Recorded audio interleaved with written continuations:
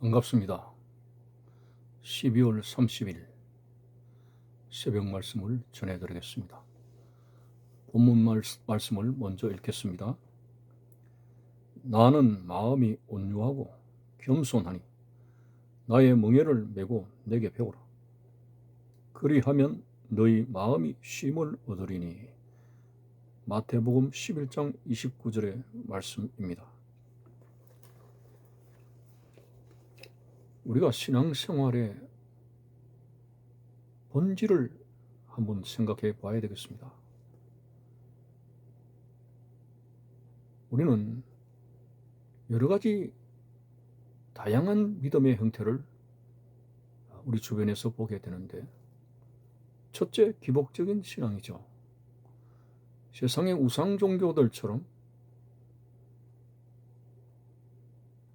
나의 욕심을 만족시키기 위해서 일방적으로 기도하는, 일방적으로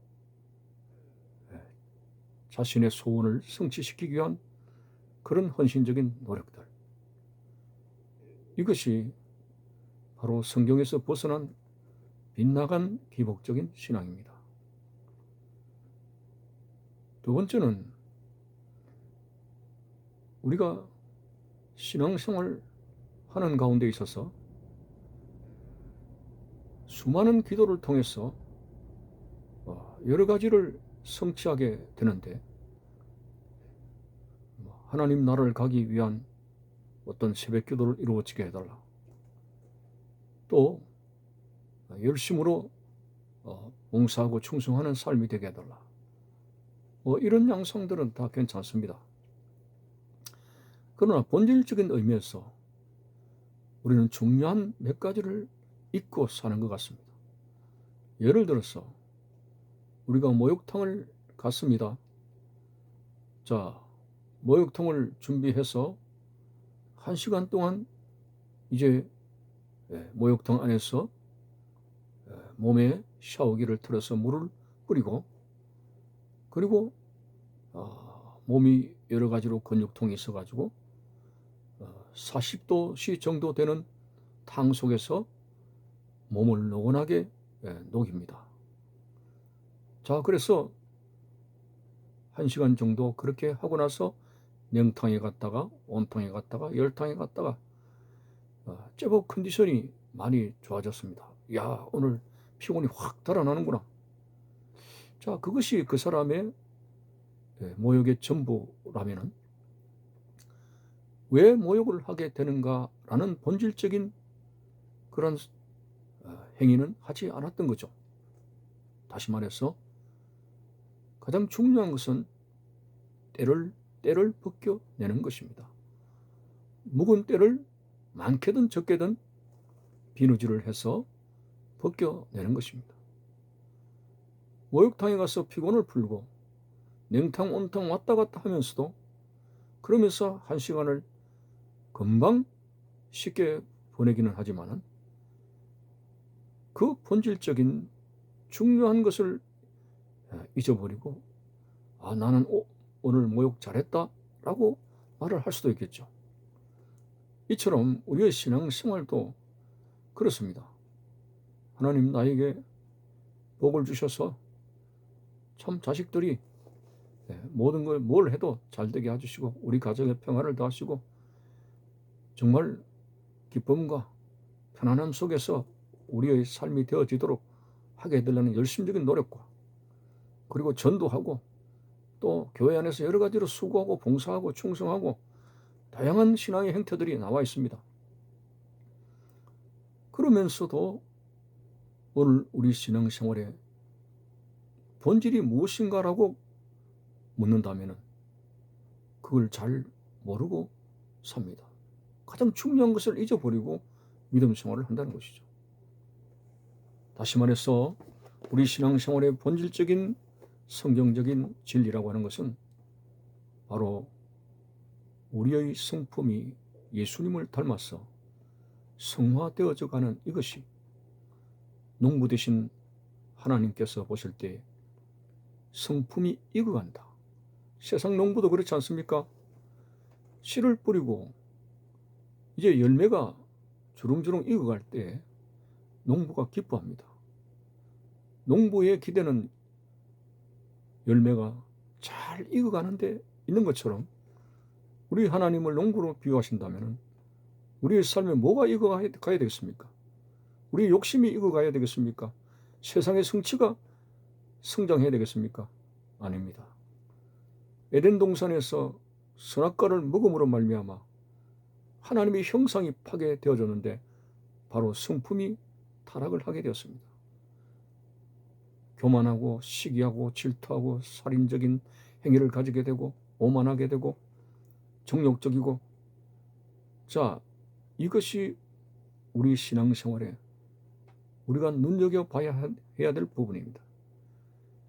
우리가 하나님 앞에 신앙생활을 하는데 본질적인 내용은 바로 성품이 예수님을 닮아가서 그분의 겸손과 그분의 온유와 그분의 사랑, 이런 것을 훈련받고 배워나가는 데 있어서 어느 날 하나님 보시기에 잘 익어가는 성품이 되어졌을 때 하나님께서는 됐다, 이거다 라고 말씀하시게 될 것입니다. 그래서 오늘 본문에서 우리는 신앙생활의 중요한 본질적인 내용 가운데 두 가지를 예수님께서 말씀하셔서요.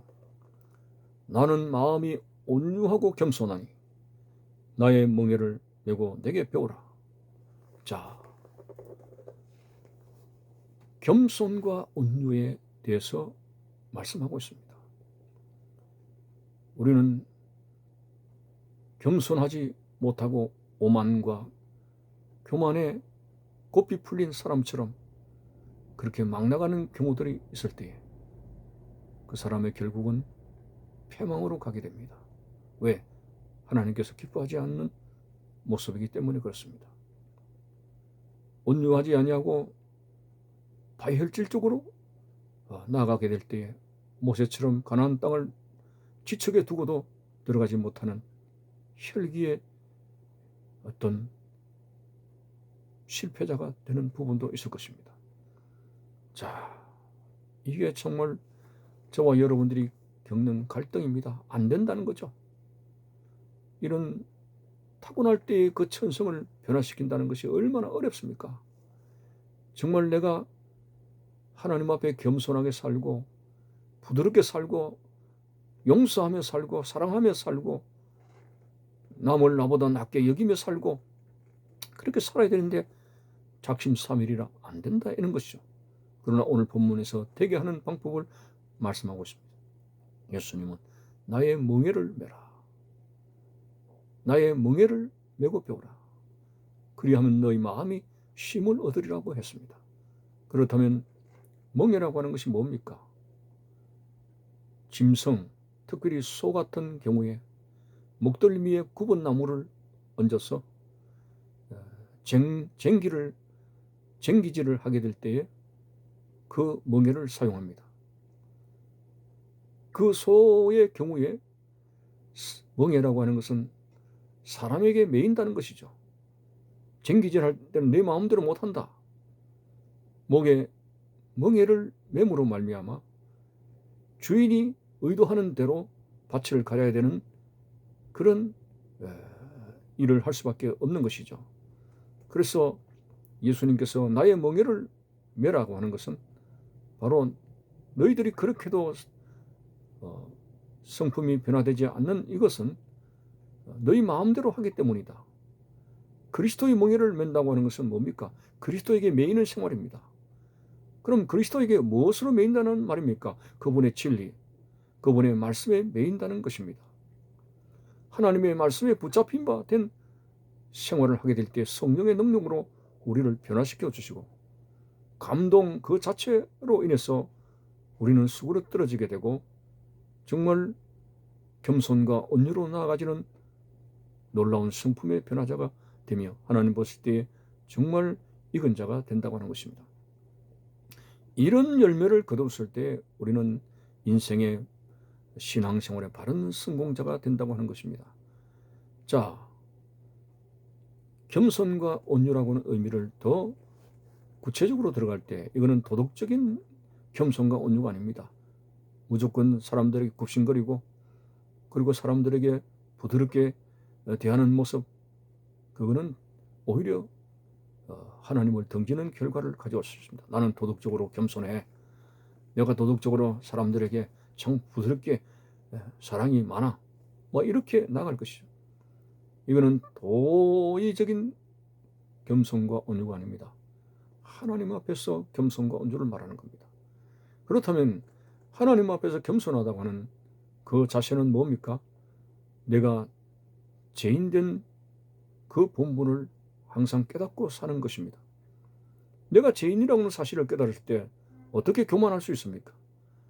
내가 죽을 수밖에 없는, 하나님의 은혜가 아니고는 살아갈 수 없는 죄인이라고 하는 사실을 알고 살아갈 때 어떻게 방만할 수 있습니까? 그래서 신앙생활 속에서 겸손이라고 하는 것은 베드로의 고백처럼 죽을 때까지 나는 죄인이며 주님의 피가 아니고는 의로워질 수가 없습니다. 이런 믿음을 가지고 항상 하나님 앞에 기도하고 그리고 모든 사람을 정죄하지 아니하는 그런 진정한 겸손을 가지고 살아가게 될 때 그 하는 일이 얼마나 하나님 보시기에 아름답겠습니까? 여러분, 우리가 하나님 앞에 어떤 많은 수고의 일을 하더라도 결코 겸손으로 다듬어진 사람은 자랑하지 않습니다. 자기를 나타내지 않습니다. 그리고 그것 때문에 못해 먹겠다, 피곤하다 이런 말 하지 않습니다. 정말 성숙되게 겸손으로 익은 사람은 죽도록 충성하고도 나 같은 죄인을 이렇게 사용하십니까? 오히려 하나님 앞에 감사할 뿐입니다. 그리고 온유라고 하는 것은 참 어려운 부분인데 이것도 주님의 멍에를 매야 된다고 하는 것입니다.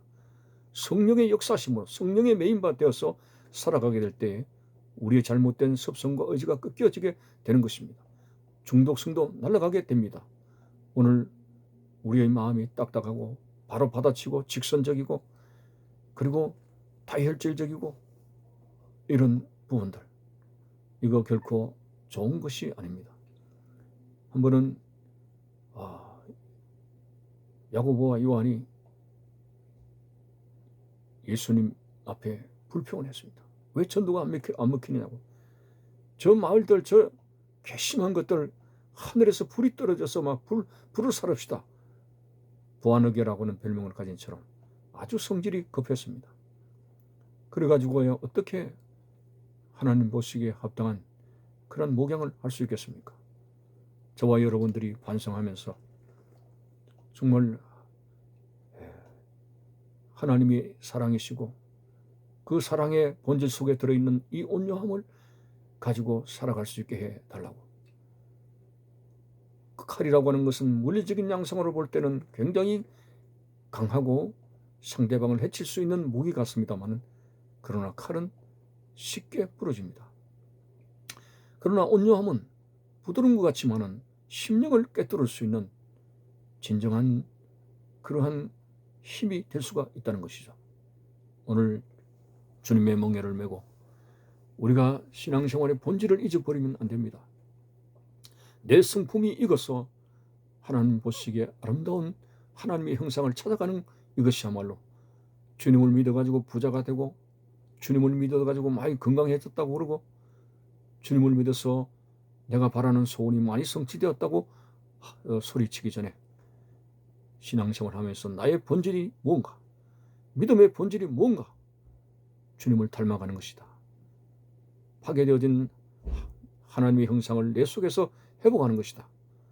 이것을 염두에 두고서 오늘 또 여러분 사탄 마귀가 여러분의 심령을 들끓게 하고 혈기를 나게 만들고 교만하게 만들고 정말 하나님의 성품에서 벗어난 여러 가지 타락한 성품의 양상, 이것들을 성령의 망치로 두들겨 부수고 말씀으로 절대적으로 무장하며 주님의 멍에를 매는 가운데 한 걸음씩 한 걸음씩 주님의 모습으로 닮아가는 여러분들 될 수 있기를 주의 이름으로 축원드리는 것입니다. 감사합니다.